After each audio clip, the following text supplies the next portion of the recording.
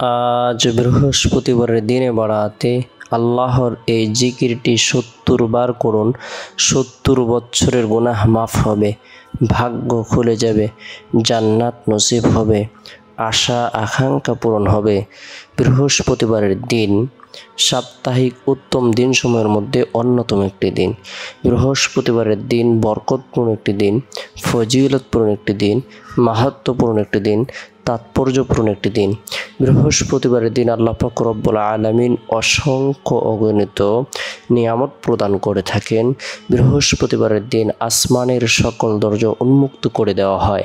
সারা পৃথিবীর সমস্ত মানুষের আমলসমূহের রিপোর্ট পেশ করা হয়ে থাকে।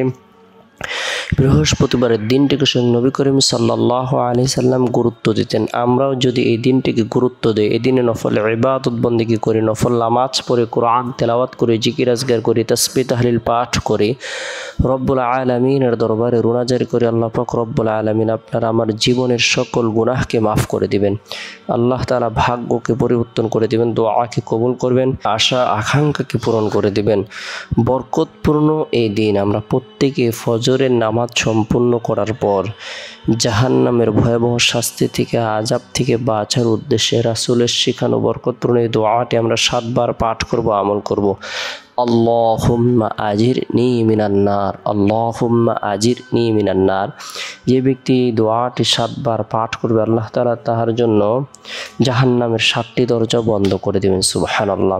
তাই বরকতপূর্ণ এই দোয়াটি আমল করব। এরপর বৃহস্পতিবারের দিন জোহরের নামাজ সম্পূর্ণ করার পর নিরিবিলি এক পরিবেশের মধ্যে বসে গুনাহ মাফের উদ্দেশ্যে তওবার নিয়তে ৭০ বার ইস্তিগফারের আমল করব। আস্তাগফিরুল্লাহ রাব্বি মিন কুল্লি যামবি ওয়া আতুবু ইলাইহি, আস্তাগফিরুল্লাহ রাব্বি মিন কুল্লি যামবি ওয়া আতুবু ইলাইহি।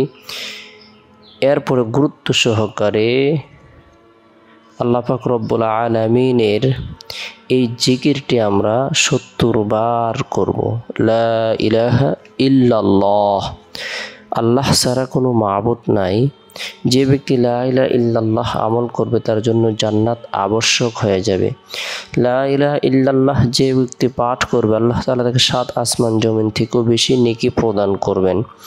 লা ইলাহা ইল্লাল্লাহ এটি পাওয়ারফুল একটি কালিমা। কোনো গুনাহগার ব্যক্তি যদি তওবার নিয়তে আমল করে, আল্লাহ তাআলা তার গুনাহকে মাফ করে দেবেন, পদমর্যাদাকে বৃদ্ধি করে দেবেন। তাই গুরুত্ব সহকারে আমরা বরকতপূর্ণ এই কালিমার জিকির করব ৭০ বার। এরপর হাত উত্তোলন করে নিজের জন্য, পরিবার পরিজনদের জন্য, আত্মীয় স্বজনদের জন্য, জীবিতদের জন্য, মৃতদের জন্য মাগফিরাত কামনা করব, তওবা করব। আল্লাহ তাআলা হায়াতের মধ্যে, রিজিকের মধ্যে, সুস্থতার মধ্যে বরকত প্রদান করবেন।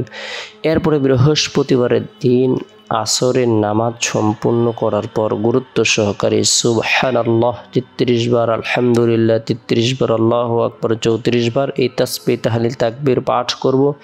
বৃহস্পতিবারের দিন শেষ হওয়ার পর যে রাত আসে, এই রাতটি হলো বরকতপূর্ণ একটি রাত। এই রাত হলো জুমার রাত। এই রাতে আল্লাহ তাআলা নূর প্রদান করে থাকেন, দোয়াকে কবুল করে থাকেন। তাই বরকতপূর্ণ এই রাতে এশারের নামাজ সম্পূর্ণ করার পর গুরুত্ব সহকারে নবী সাল্লাল্লাহু আলাইহি সাল্লামের প্রতি মহব্বত রেখে, ভালোবাসা রেখে ১০০ বার দরুদের আমল করব। আল্লাহুম্মা সাল্লি আলা মুহাম্মাদিন আবদিকা ওয়া রাসূলিক ওয়া সাল্লি আলাল মুমিনিনা ওয়াল মুমিনাত ওয়াল মুসলিমিনা ওয়াল মুসলিমাত। আল্লাহুম্মা সাল্লি আলা মুহাম্মাদিন আবদিকা ওয়া রাসূলিক ওয়া সাল্লি আলাল মুমিনিনা ওয়াল মুমিনাত ওয়াল মুসলিমিনা ওয়াল মুসলিমাত। যে ব্যক্তি গুরুত্ব সহকারে এই দরুদের আমল করবে, আল্লাহ পাক রব্বুল আলামিন তাকে ধনী এবং সুখী বানিয়ে দেবেন, গায়বী রিজিক প্রদান করবেন, তার পেরেশানিকে আল্লাহ তাআলা দূর করে দেবেন। তাই দরুদের আমল করব। যথাসময়ে আল্লাহর নাম নিয়ে ঘুমিয়ে যাব। আল্লাহুম্মা বিসমিকা মুতাহিদ দোয়াটি পাঠ করে ঘুমিয়ে যাব। চেষ্টা করব রাতের ১/৩ অংশে ঘুম থেকে জাগ্রত হয়ে তাহাজ্জুদ